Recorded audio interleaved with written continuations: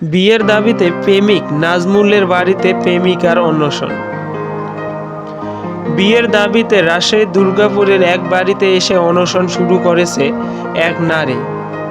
নাজমুল হক নামে ওই বাড়ির এক যুবককে তার প্রেমিক বলে দাবি করছেন তিনি।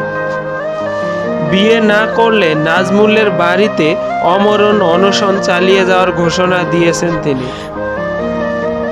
সকাল থেকে প্রেমিক নাজমুলের বাড়ি গিয়ে তার দরজার পাশে অবস্থান করেছেন এই নারী। এই রিপোর্ট লেখা পর্যন্ত সেখানেই অবস্থান করেছেন তিনি। প্রেমিকার আসার খবরে নাজমুল বাড়ি ছেড়ে পালিয়েছেন। দুর্গাপুরে উপজেলার ঝালুকা ইউনিয়নের তলপট্টি গ্রামের মোতাল্লেব হোসেন মাতাব্বরের ছেলে প্রেমিক নাজমুল। অনশনে থাকা ওই নারী সিরাজগঞ্জ জেলার শাহজাদপুর এলাকার বাসিন্দা।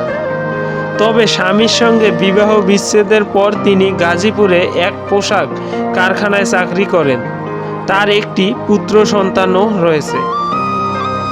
ভুক্তভোগী ওই নারী জানান, গাজীপুরের গার্মেন্টস কারখানায় চাকরি করা অবস্থায় 1 বছর আগে নাজমুলের সঙ্গে মোবাইল ফোনে কথোপকথন শুরু হয়।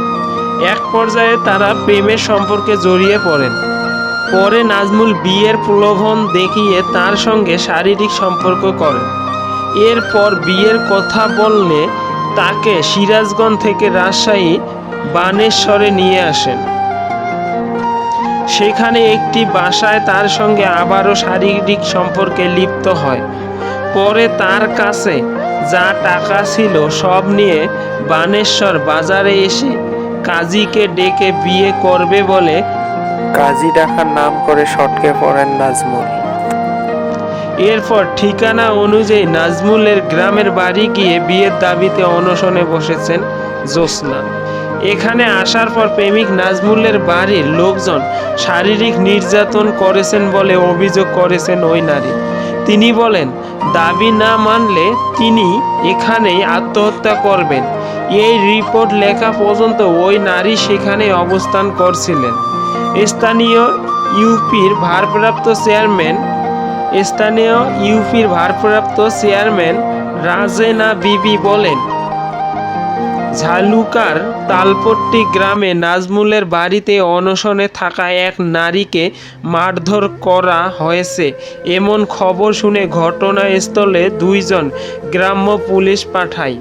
তবে স্থানীয় মাতাব্বর এলাকায় বসে বিষয়টি সুরাহা করবেন বলে জানিয়েছেন। রাজশাহী দুর্গাপুর থানার ভারপ্রাপ্ত কর্মকর্তা ওসি দুরুল হুদা বলেন, এই বিষয়ে এখনো কিছুই জানি না। তবে এমন কিছু হলে বা অভিযোগ পেলে খোঁজ খবর নিয়ে ব্যবস্থা নেব।